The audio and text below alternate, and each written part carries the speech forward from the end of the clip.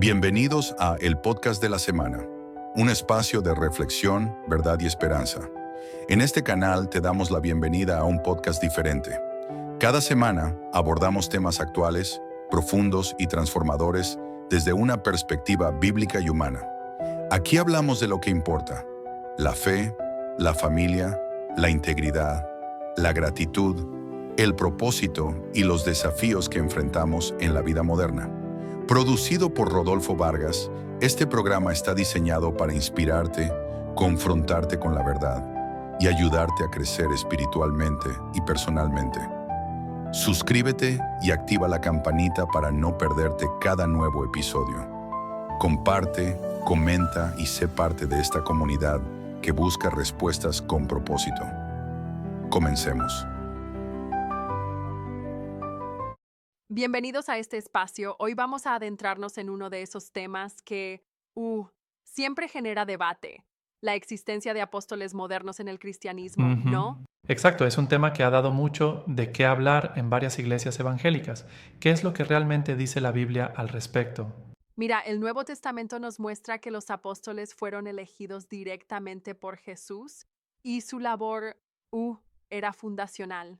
Eran testigos de la resurrección y además tenían la autoridad para establecer la doctrina. Ya. Esto es crucial. Sí, y no solo eso, se menciona incluso a Pablo, quien, si bien no era uno de los 12, tuvo un llamado especial y un ministerio apostólico único, ¿cierto? Exactamente, Pablo es un buen ejemplo. Su llamado fue sobrenatural y su influencia en la expansión de la iglesia fue enorme. Pero, también tenemos que considerar la idea de que el ciclo apostólico se cerró, es decir, con la muerte de los apóstoles originales, ese ministerio fundacional terminó. Eso es lo que muchos teólogos sostienen, ¿no? Que el ministerio apostólico en ese sentido específico ya no puede ser replicado como lo fue en aquella época. Exacto, y es que la función de los apóstoles era muy particular, era como el cimiento sobre el cual se edificó la iglesia. Ujú. Por eso hoy hablar de apóstoles modernos puede prestarse a confusiones. Claro, en algunas iglesias evangélicas se ha popularizado la idea de que hay apóstoles actuales con la misma autoridad, y siento que eso puede llevar a malinterpretaciones. Así es. Y el problema fundamental es que esta afirmación puede distorsionar la autoridad en la iglesia. La verdadera autoridad, al fin y al cabo, es la palabra de Dios, no la voz de un líder humano que se autodenomine apóstol. Eso me recuerda, a veces se utiliza este título para legitimar ciertos comportamientos, y uno se pregunta si eso no podría llevar a abusos de poder en la comunidad, ¿no crees? Exacto. Y justamente es ahí donde se ve la importancia de saber manejar estos conceptos. Un liderazgo basado en la humildad y el servicio es, diría yo, mucho más fiel al ejemplo de Jesús. Sí, y me parece fundamental recalcar un punto: enseñar claramente lo que dice la Biblia sobre este ministerio. No se puede dejar que se distorsione la doctrina por la ambición de algunos. Y justamente ahí entra la necesidad de una enseñanza bíblica clara.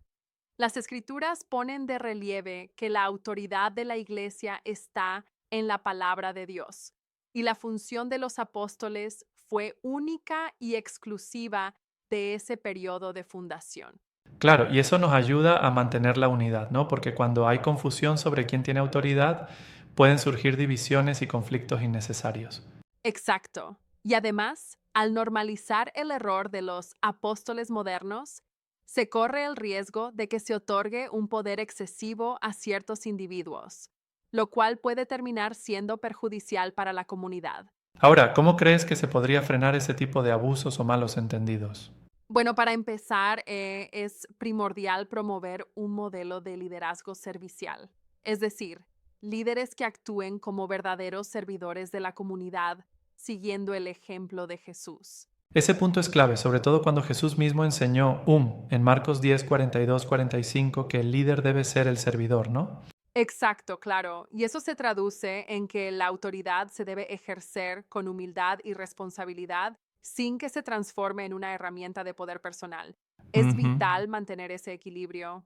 Además, fomentar una cultura de vigilancia y discernimiento dentro de la Iglesia es fundamental. Los miembros deben estar equipados para evaluar las enseñanzas y prácticas a la luz de la Biblia, ¿cierto? Exactísimo, y esto permite que la Iglesia se proteja de posibles abusos. Si la comunidad entiende y conoce su base doctrinal, se hace mucho más difícil que se desvíe de lo que realmente enseña el Evangelio. Sí, y en ese sentido, la claridad en la enseñanza bíblica juega un papel esencial. Una enseñanza clara significa menos espacio para malinterpretaciones, y más unidad en la fe. Así es.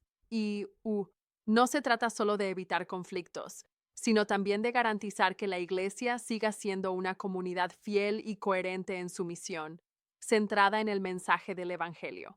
Tengo que preguntarte algo. ¿No crees que hay quienes, a pesar de las evidencias, se aferran a la idea de los apóstoles modernos por razones más personales o incluso por poder? Sí, y aquí es donde, la crítica debe hacerse de manera respetuosa. Es importante señalar que el error en esta visión no solo distorsiona la doctrina, sino que puede afectar la integridad de la Iglesia al otorgar privilegios que nunca estuvieron contemplados en las Exacto. Escrituras. Entiendo, es como una especie de distorsión del llamado apostólico que se adaptó a contextos modernos sin base bíblica, ¿no? Así es, y se puede comparar a tratar de replicar una receta ancestral utilizando ingredientes que no encajan. La fundación fue hecha en un tiempo y con un propósito específico. Repetirla sin fundamento resulta en una versión, digamos, poco auténtica. Esa comparación es muy acertada, es como intentar rehacer una obra maestra con materiales de manualidad, ¿no? Exacto, y no se trata de descartar la relevancia de los llamados líderes actuales, sino de reconocer que la función apostólica era única, en tanto que su marco y autoridad estaban basados en hechos específicos, como la resurrección y el testimonio ocular de Jesús. Entonces, ¿cuál sería la principal recomendación para evitar caer en este error doctrinal? Bueno, para empezar, es crucial que se refuerce la enseñanza bíblica en cada congregación. No se puede dejar que se difundan conceptos erróneos sin el contraargumento de las Escrituras. Además, se debe promover un liderazgo basado en el servicio y el ejemplo de humildad que dejó Jesús. Y también me imagino que se debe fomentar la formación teológica en los líderes y en los miembros, para que puedan discernir con claridad lo que es autoritario y lo que es una interpretación sesgada. Exacto. Y esa formación teológica actúa como un escudo contra la manipulación de la autoridad.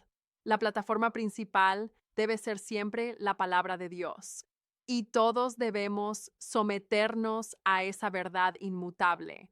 Creo que ese es el mensaje principal: unidad, claridad y humilde servicio, en lugar de una búsqueda de poder bajo el manto de un título que, en su origen, tenía un significado muy particular. Sí, y si mantenemos ese enfoque, podemos proteger a la Iglesia de divisiones y de cualquier abuso de autoridad. Se trata de vivir de acuerdo al ejemplo que dejó Jesús, y eso implica una responsabilidad compartida entre todos los miembros. Sin duda es un llamado a volver a lo esencial, a la revelación bíblica y a la integridad en la práctica del ministerio. Un reto, pero necesario hoy en día. Absolutamente, y es un tema que, aunque complejo, nos invita a reflexionar profundamente. Es como poner en práctica una receta antigua que requiere tanto de ingredientes espirituales como de la sabiduría acumulada a lo largo de los siglos. Esa analogía me gusta. Es recordar que la autenticidad y fidelidad al mensaje es lo que sustenta la fe, y no la búsqueda de títulos o de reconocimiento que puedan, en realidad, causar divisiones. Exactamente. La autenticidad es el núcleo, y si perdemos eso, corremos el riesgo de desviar la misión misma de la Iglesia. Por eso es tan importante abordar este error y enseñar con claridad que la autoridad verdadera proviene de la palabra de Dios. Bueno, ha sido una conversación realmente enriquecedora, llena de matices y de desafíos para quienes buscan mantener la integridad doctrinal. Muchas gracias por este intercambio. Gracias a ti. Espero que este diálogo ayude a muchos a reflexionar y a reafirmar el camino basado en el servicio, la humildad y, por supuesto, en la inmutable verdad de la Biblia. Hasta la próxima.